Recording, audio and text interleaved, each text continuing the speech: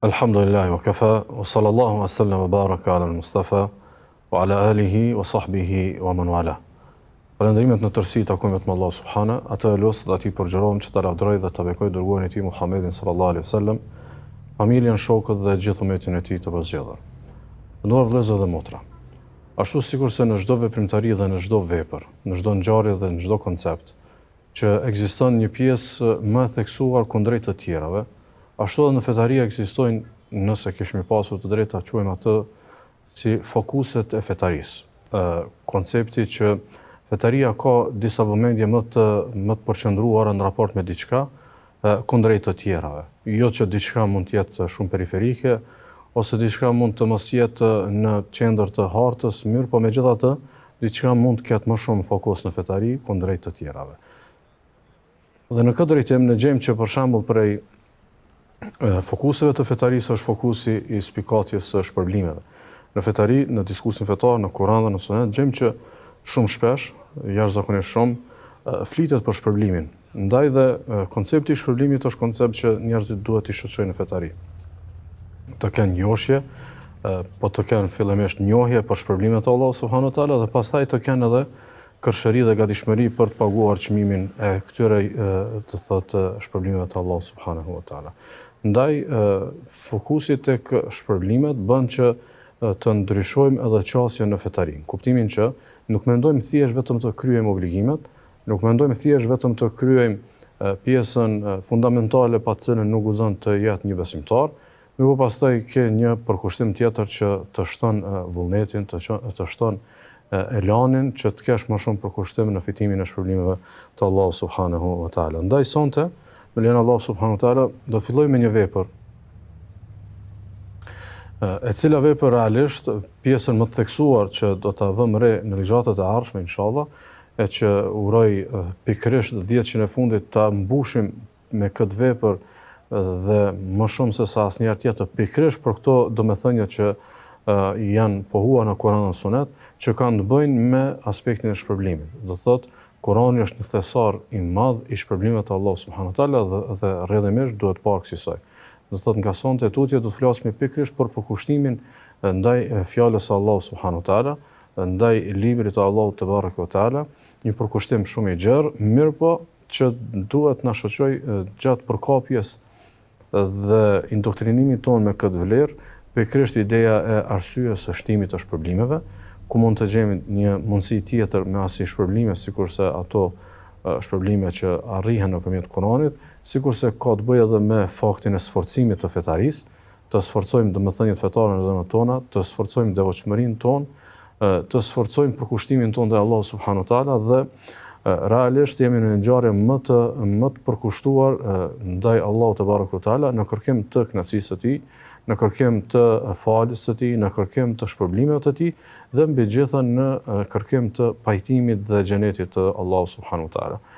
Kisha pasur dëshirë të jem i drejtë për drejtë për ta pohuar një të vërtetë që ekzistojnë një mori horizontesh të përkushtimit dhe të devotshmërisë. Ekzistojnë një mori horizontesh të fetarisë. Ekzistojnë një mori horizontesh të qiellit të madh të përkushtimit fetar që realisht nuk shfaqen pa u hapur kjo derë, pa u hapur dritarja e përkushtimit në leximin e fjalës së Allahut subhanahu wa taala. Ndaj shumë njerëz qëndrojnë ndoshta sikur me supe të habis që si është e mundur të parët tonë të kishin pasur asnjë përkushtimi, ose si është e mundur të kishin pasur asnjë lloj lidhje me Allahun, ose si është e mundur dikush të ketë pasur asnjë vëmendje tek jeta e mshimit. Arsyeja kryesore që ndoshta nuk arrim ta kuptojmë është pikërisht sepse jemi duke shikuar nga një dritare tjetër, nga e cila dritare nuk e shohim këtë horizont. Për ta parë horizontin e të parëve tonë të mirë, për ta parë peizazhin e bukur të asaj trashëgimie që na e kanë lënë brezat e parë, nuk mund shihet nëse nuk jemi të përkushtuar ndaj Kuranit, sepse Kurani pastaj është përkthyer tek praktika e tyre. Kurani është përkthyer tek veprimtaria e tyre. Përkushtimi i tyre është një formë për formave të përkthimit të Kuranit dhe është e vështirë të kuptosh përkthimin duke pasur ti origjinalin në dorë dhe duke mos e lexuar atë. Është e vështirë ta shijosh dhe ta përjetosh shembulltyrën e përkthyer nëse motivimin dhe frymëzimin e tyre nuk e ke lexuar dhe nuk nuk i referuar. Ndaj, është fjala për librin e Allahut subhanahu wa taala, është fjala për Kur'anin, është fjala për leximin e tij, është fjala për meditimin e tij, është fjala për përjetimin e tij, ose thënë troç dhe me një fjalë është fjala për të jetuarit me të. Do thotë të jetosh me Kur'anin, të jetë pjesë e pandashme jetës tënde Kur'ani, leximi i tij, përsëritja e tij, meditimi i tij, kërkimi i shpërblimeve tek Allahu nëpërmjet leximit të Kuranit, të jetuarit me të gjallërimi i ditës edhe i natës, sforcimi i namazit nëpërmjet do thotë Kuranit e kështu me radhë. Kështu që sonte në vigjilje të kësaj teme kam dëshirë që të bëjmë një ndalje shumë fundamentale pikërisht që duhet të kihet në konsideratë se çka do thotë përkushtimi ynë ndaj librit të Allahut dhe çka do thotë mos përkushtimi ndaj librit të Allahut subhanahu wa taala. Do thotë nëse ekziston koncepti përkushtimit dhe koncepti mos përkushtimit ose i neglizhencës ose i shpërfilljes, atëherë si bijet janë këto, ose çka do të thotë të mos jesh i përkushtuar dhe çka do thotë të jesh i përkushtuar. Nëse referohemi vetë Kuranit për këtë çështje, Allahu subhanahu wa taala na këshillon dhe na porosit kësaj për të ndjekur shembullin më të mirë dhe për të mos ndjekur shembullin e keq. Thotë kështu Allahu subhanahu wa taala. Thotë mos u bëni sikur ata që ishin më parë dhe u dhënë libri më para jush, më përpara se u kemi dhënë juve, ka për qëllim ata të cilët ishin udhëtar të profetëve të cilët ishin përpara Muhamedit sallallahu alaihi wasallam dhe të cilët kishin libra të shenjtë, u kishte shpallur Zoti libra, do thotë atyre dhe profetëve të tyre, thotë mos u bëni sikur ata që kishin libra përpara jush, që u dhënë libri nga ana e Allahut subhanahu wa taala, por zemrat e tyre me kalimin e kohës, do thotë në kohë e gjatë, ndërkohë që kishte zbritur libri dhe ata ishin larg. Kishte zbritur libri dhe ata nuk ishin afër librit. Kishte zbritur libri dhe domethënia dhe mësimet e librit nuk ishin pranishme në jetën e tyre. Thotë ndërkaq zemrat e tyre me kalimin e një kohe të gjatë u vrashtësuan dhe shumë prej tyre qenë mëkatar. Allah subhanahu wa taala në këtë ajet kuranor na tregon një raport të njerëzve në raport me kundrejt do thotë librave të Allahut. Raporti i distancës, raporti i harrimit, raporti i lidhjes rrallë, raporti i lidhjes jo aq do thotë të rregullt. Do thotë nuk jo domosdoshmërisht bëhet fjalë për mohem, jo domosdoshmërisht bëhet fjalë për kthim shpinës me plot kuptimin e fjalës. Mund të bëhet fjalë për një lidhje po her pas here, një lidhje me librin e Allahut, mirë po një lidhje që nuk na merr mallin, një lidhje e cila nuk e përcakton do të thotë realitetin tonë. Allah subhanahu wa taala këtë lloj lidhje të dobët, këtë lloj lidhje që lë shumë për të dëshiruar, këtë lloj lidhje e cila nuk është shembulltyr, Allahu po e tregon si arsye të vrashtësimit të zemrave.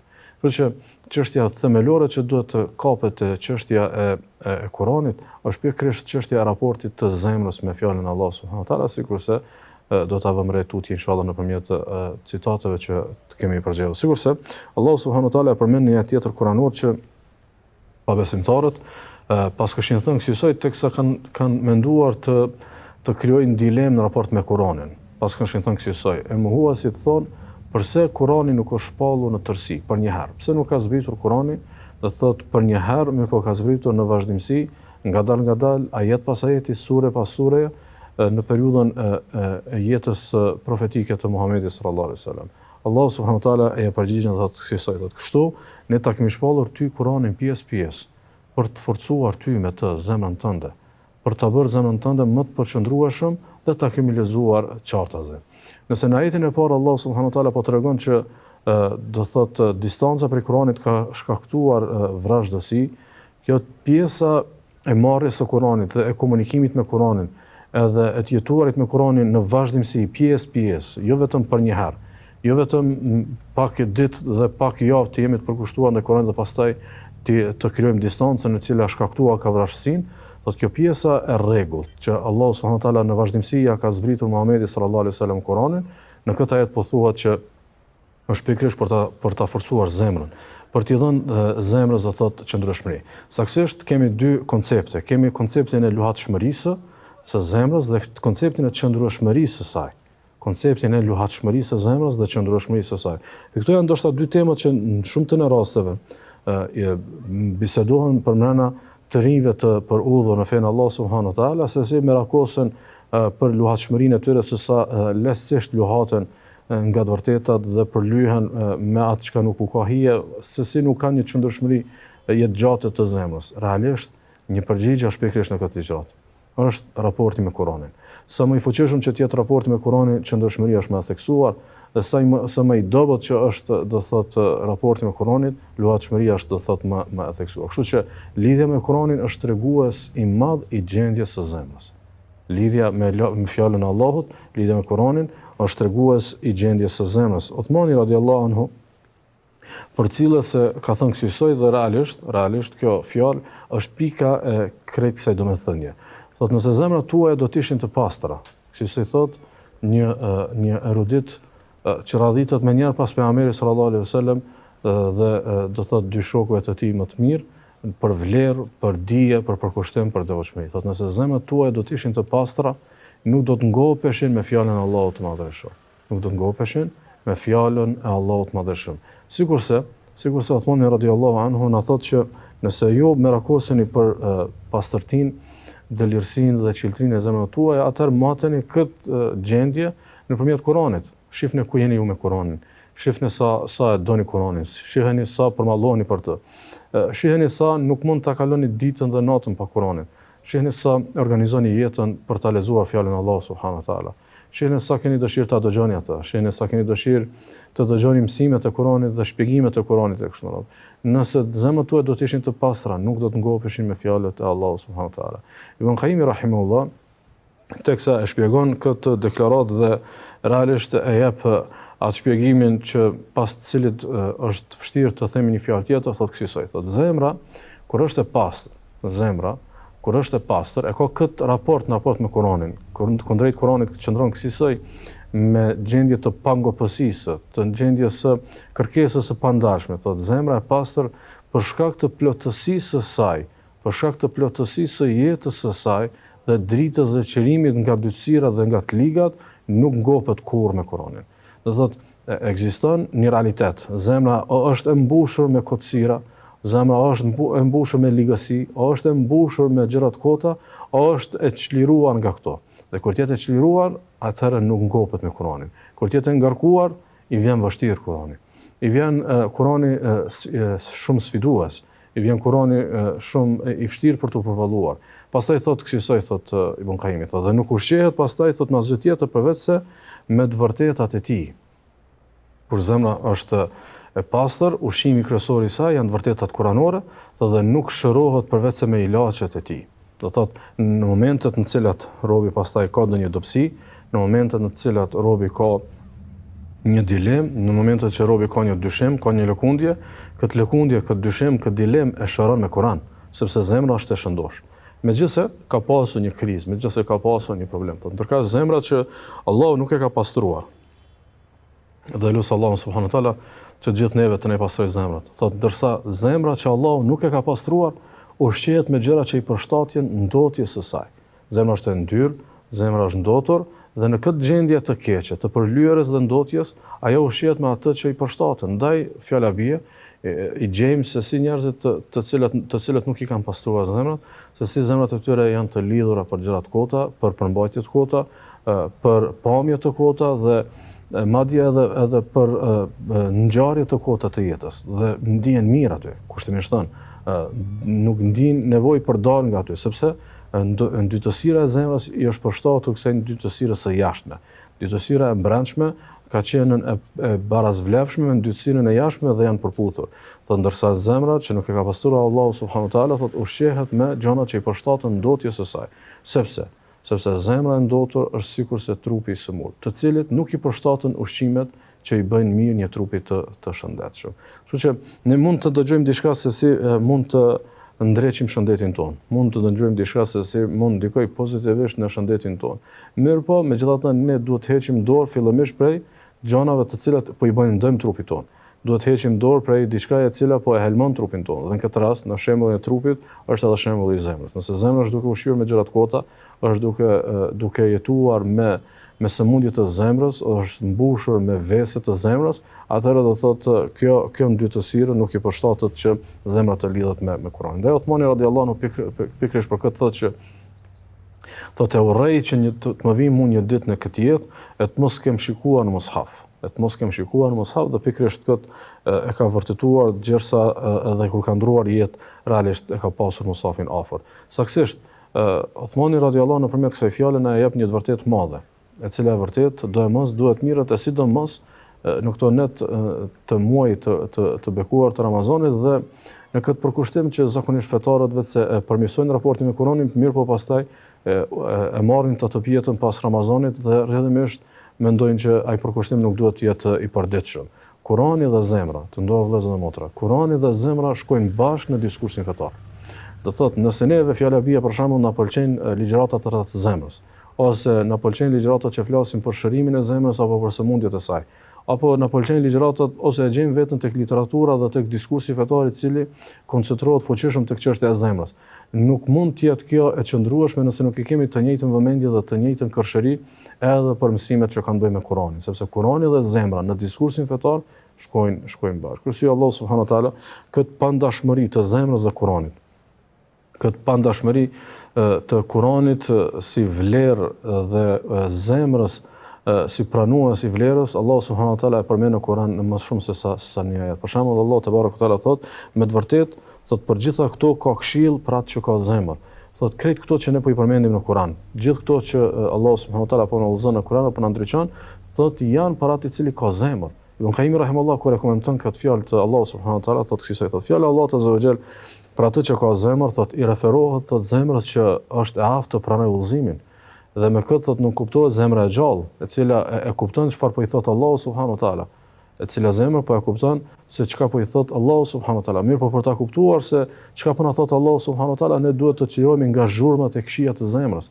Ne duhet të çlirohemi nga nga zhurmat të cilat e pengojnë absorbimin e të vërtetës kuranore, sikur se thotë Allahu subhanahu wa taala për fjalën e tij, thotë ai Kurani thotë nuk është gjë tjetër veçse një këshill dhe një Kur'an i qartë që të paralajmëroj atë që është i gjallë, që të paralajmëroj atë që është i gjallë. I gjallë në çka?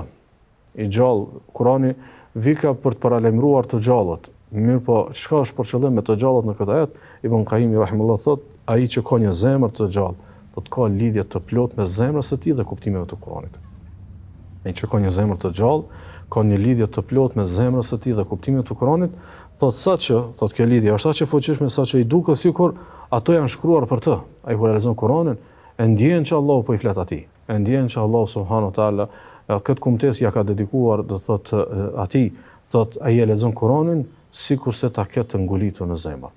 Kjo lidhje ndodh vetëm nëse janë pastruar zemrat. Kjo lidhje e ndodh vetëm nëse janë pastruar zemrat dhe rrjedhimisht jo vetëm që Kurani do thotë Kuranit i shtohet frytshmëria në zemrat tona, në veprat e tona, në fetarin ton, në saj të pastërtisë së zemrës, mirë po njëherëzi Kurani është edhe pastruesi i zemrës. Kështu që duhet ta kemi në konsiderat që aq i madh është ndryshimi që Kurani e bën tek zemrat e tona, saqë në fetarin ton ekziston një rregull që të lexojmë para se të lexojmë Kur'an, të themi atë frazën që i kërkojmë mbrojtje Allahu subhanahu wa taala për të na mbrojtur nga djalli i mallkuar. A kemi menduar ndonjëherë pse është pikërisht kjo frazë para se të fillojmë leximin e Kuranit? Ka shumë arsye, mirë, por një prej arsyeve kryesore është pikërisht ajo që shejtanit nuk i rrezikohet, djallit nuk i rrezikohet asnjëherë në bazë projekti i tij kundër njerëzit, sikurse i rrezikohet kur robi është i përkushtuar ndaj Kuranit. Ndaj ne e themi këtë frazë që Allahu të na mbroj gjatë leximit të Kuranit, të na mbroj nga djalli në mënyrë që ta bëjmë në plotësi terapinë tonë të shërimit. Sikurse ne po fillojmë një terapi, teksa lexojmë Kur'an, teksa dëgjojmë Kur'an, teksa reflektojmë dhe meditojmë nëpërmjet Kuranit, ne po e fillojmë një terapi të shërimit. Dhe po i kërkojmë mbrojtje Allahu subhanahu wa taala për të na ruajtur gjatë terapisë së shërimit, të na mbrojë nga sherrri i shejtanit, sepse sherrri i shejtanit dhe e keqja e tij është pikërisht që ne të mos shërohemi, ne të ngelim tek e keqja, të ngelim tek ajo që nuk e kënaq Allahu subhanahu wa taala dhe të ambientohemi dhe të familiarizohemi me ndyrësirat e zemrës, të ambientohemi dhe të familiarizohemi me sëmundjet e zemrës, të ambientohemi dhe të familiarizohemi me veset të cilat pastaj shpërfaqen në fetarin tonë dhe realisht pastaj ne ndoshta duam të lidhemi me Kur'anin, mirë po nuk mund të lidhemi me zemra të sëmura, po edhe nuk mund të lidhemi me prirjet nëse i lëm të lira prirjet e egos tonë, do thotë të cilat realisht rrezikohen fuqishëm në bazë teksa ne i përkushtohemi Kuranit. Për arsye, Ibn Qayyim rahimahullah e përmend këtë që Këtë që ne kërkojmë Allah subhanahu wa taala mbrojtje përpara leximit të Kuranit dhe se si kur ne mbrohemi nga kurthat e shejtanit për mundësinë e përfitimit nga Kurani dhe dikimi i Kuranit tek ne është më i fuqishëm, përmend se Sheikhul Islam Ibn Taymija rahimullah i paskashton kësaj përkitazi me këtë që i kërkojmë mbrojtje Allah subhanahu wa taala përpara leximit të Kuranit.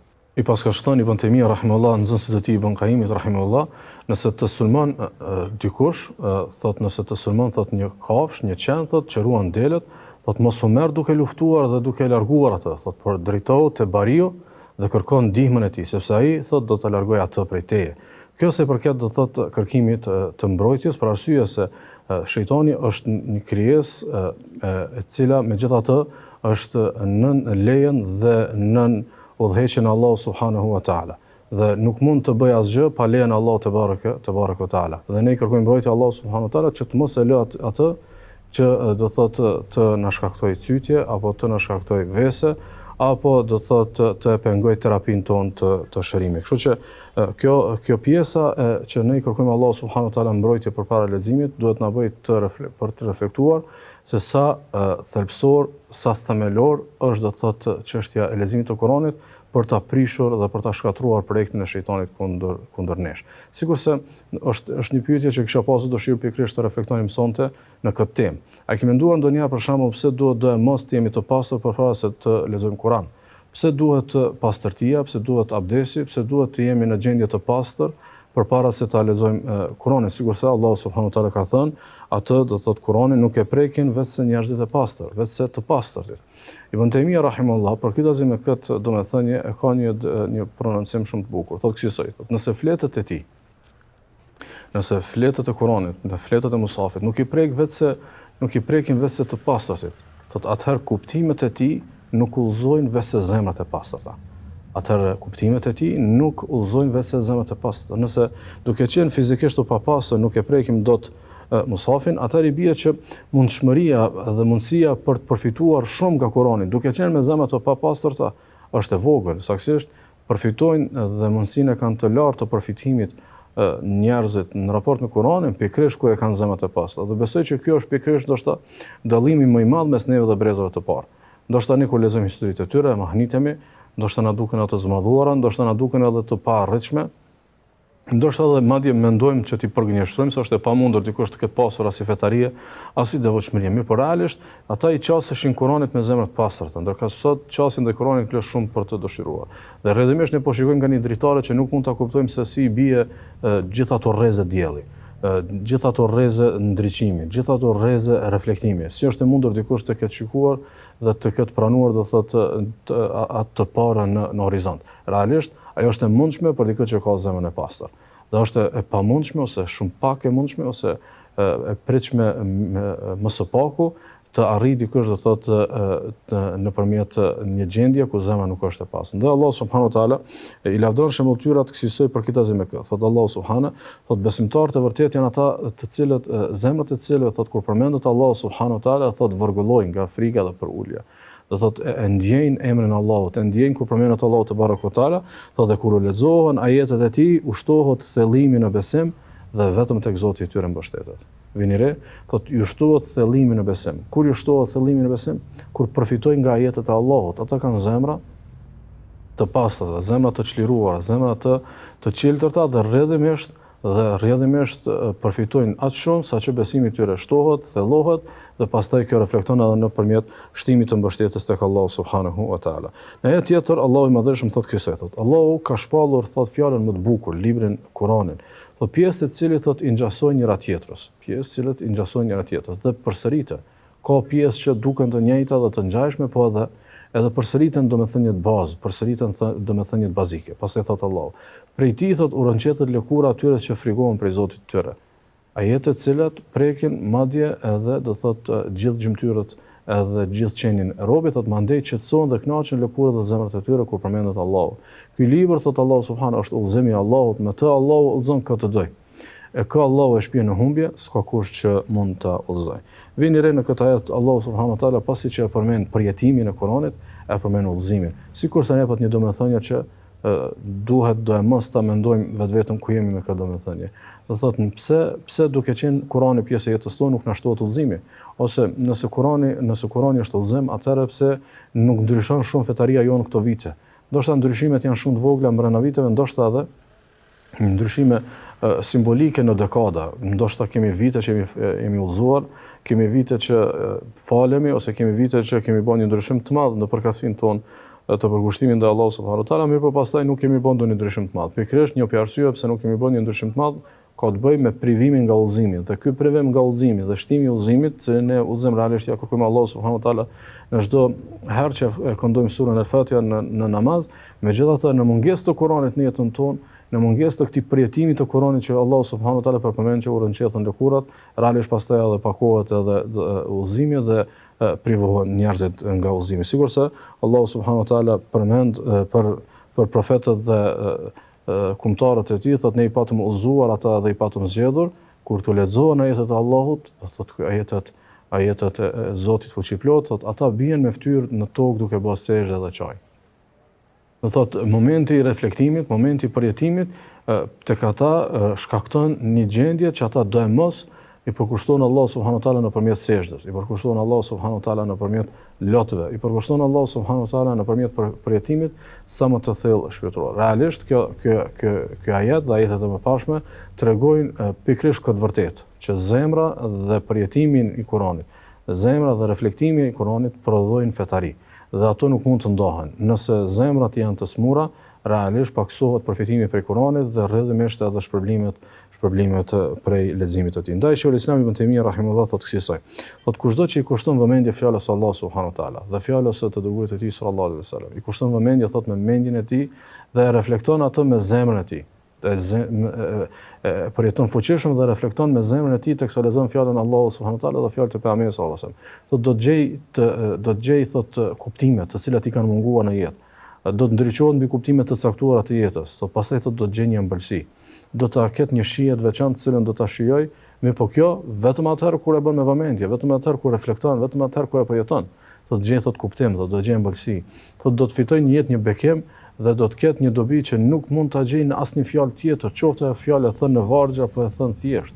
Pa marr parasysh çfarë lexon, pa marr parasysh çfarë shkruan, pa marr parasysh se je I lidhur me librat e tjerë dhe sa përfiton prej tyre, nuk mund ta gjejsh kuptimin, ëmbëlsinë, bekimin dhe dobin, sikurse që e gjen tek fjala e Allahut subhanahu wa taala dhe fjala e pejgamberit sallallahu alaihi wasallam. Ndaj është një domethënie përkitazi me këtë që Kurani dhe zemra nuk ndahen, në diskursin fetar Kurani dhe pastërtia e zemrës shkojnë bashkë.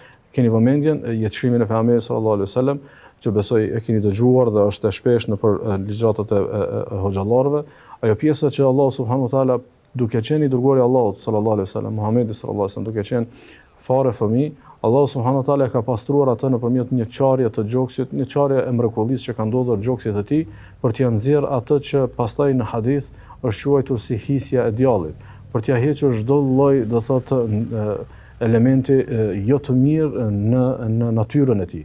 Dhe krejt kjo ka ndodhur shkaku që Allahu subhanahu wa taala kur do të bëhej ky profet, ta bënte gati profetin e tij të ishte I gatshëm, zemra e tij në gjendjen më të mirë për Kur'anin. Realisht ai ishte fëmijë dhe ishte I pamëkat, mirë po mundshmëria e diçka në të ardhmen I ishte hequr pikërisht shkaku I përgatitjes së tij për të qenë pranues I proklamatës së fundit, I mesazhit të fundit, realisht do thotë I shpalljes së fundit librit të Allahut subhanahu wa taala. Ndaj është shumë e rëndësishme ne në këto net, sidomos që jemi duke afruar 10 që të fundit, dhe është thirrje për secilin prej nesh në vigjilje të këtyre ligjëratave rreth Kuranit, dhe ta kemi në konsiderat të madhe këtë domethënie që t'i bëjmë gati zemrat e tona për përkushtimin që e do Allahu subhanahu wa taala prej nesh. Realisht nuk mjafton thjesht të motivohemi, realisht nuk mjafton vetëm të dëgjojmë për shpërblimet, nuk mjafton vetëm të kemi një disponim të mirë, nuk ka ardhur të atmosferat që bëhet nëpër ambientet e adhurimit dhe nëpër shoqënitë e mira, thjesht duhet të bëjmë gati vetveten. Dhe përgatitja e vetvetes për 10 që në fundit është përgatitja më e madhe që mund t'i bëhet zemrës.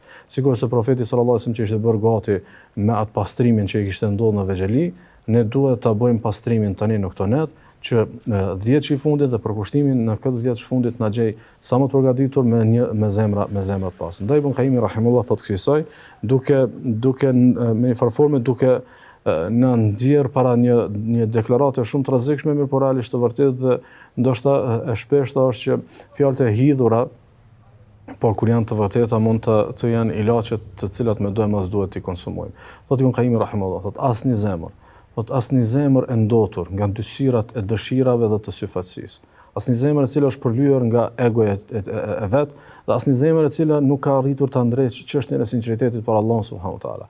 Thotë asnjë zemër e ndotur nga dysirat e dëshirave dhe syfaqësisë nuk do të jetë thotë kurrë në afërsi me mëshiruesin. Nuk do të jetë kurrë në afërsi me mëshiruesin. E kështu është e njëjta që nuk mund të jetë në afërsi me fjalën e mëshiruesit, me fjalën e Allahut subhanahu wa taala. Ndaj ta marrim këtë temë, pastërtinë e zemrave dhe lidhjen tonë me Kur'anin, edhe në një kontekst të frikës, se Allahu subhanahu wa taala ka thënë kësaj në ajet kuranore, thotë këtë do Allahu ta lënë në humbje, ti asgjë thotë nuk mund ta pengosh Allahun për këtë. Allahu realizon atë që dëshiron. Thotë këta janë ata të cilët Allahu i lika në humbje, thotë këta janë ata të atij lloji të cilët Allahu nuk dëshiron t'u pasojë zemrat e tyre. I bie do thotë që nëse Allahu subhanahu wa taala dëshiron të ne pasojë zemrat, ajo reflekton nëpërmjet udhëzimit. Ajo reflekton nëpërmjet udhëzimit, dhe nëse Allahu na udhëzon dhe çdo Ramazan është më tregues i madh që jemi përmirësuar, dhe çdo ditë ne jemi më afër Allahut, dhe për herë që dëgjojmë ne përmirësohemi, dhe për herë që lexojmë ne përmirësohemi, nëse në vazhdimsi udhëzimi shkon duke u shtuar, kjo është tregues që Allahu dëshiron të pasojë zemrat e tona. Thotë Allahu subhanahu wa taala për këta të cilët nuk dëshiron të pasojë zemrat, thotë për ta në këtë jetë ka pushtrim, kurse në jetën tjetër për ta ka ndëshkem të rëndë. Kështu që kjo temë nuk është temë që duhet të relativizohet, duhet bëhet e madhe në vetvetet tona, në shpirtat e tonë, që mospastrimi i zemrës dhe lënia e zemrës në gjendjen e saj të keqe, në gjendje me syfaqësi, në gjendje me mendjemallësi, në gjendje ku zemra është e lidhur për epshët e kësaj jete, ku zemra jep përparësi kësaj jete kundrejt ahiretit, ku zemra nuk e madhron Allahun subhanahu wa taala dhe detyrat që Allahu na ka përcaktuar, ku zemra shpërfill madhështinë Allahu subhanahu wa taala, ku zemra është e lidhur për qefet e jetës dhe nuk mat me shpërblimet e jetës së amshimit e kështu me radhë. Një mëri smundesh që vetëm i kemi trajtuar në kërkim të shërimit, dhe kur zemra rrin në gjendje të keqe dhe nuk pastrohet, realisht zemra nuk është duke u bërë gati për të pastruar, dhe kjo mund të jetë arsye që Allahu subhanahu wa taala nuk është duke i udhëzuar dhe nuk është duke i përudhur. Kështu që ne synojmë afërsinë me Allahun subhanahu wa taala, dhe kjo afërsi nuk bëhet pa librin e tij, dhe afërsia me librin e tij nuk bëhet pa pastrimin e zemrës. Elos Allahun subhanahu wa taala me lutjen që e ka lutur vetë i dërguari i tij sallallahu alaihi wasallam, një hadith që shënon në Sahih, kur i dërguari Allahu sallallahu alaihi wasallam është lutur dhe ka thënë, dhe kjo është lutja jon: o Allah, na hiesho me hieshinë e besimit. Na jep hieshinë e besimit. Dhe hieshia më e madhe e besimit është hieshia e zemrave të përkushtuara ndaj Allahut subhanahu wa taala, duke i pastruar ato prej çdo vesi dhe duke u përkushtuar me adhurimet e zemrës ndaj Allahut subhanahu wa taala. Elos Allahun subhanahu wa taala të fisnikroj zemrat e tona dhe të bëj këto net të çlirimit dhe të fitimit më të madh në jetë. O sallallahu alaihi wa sallam wa baraka ala nabina Muhammad.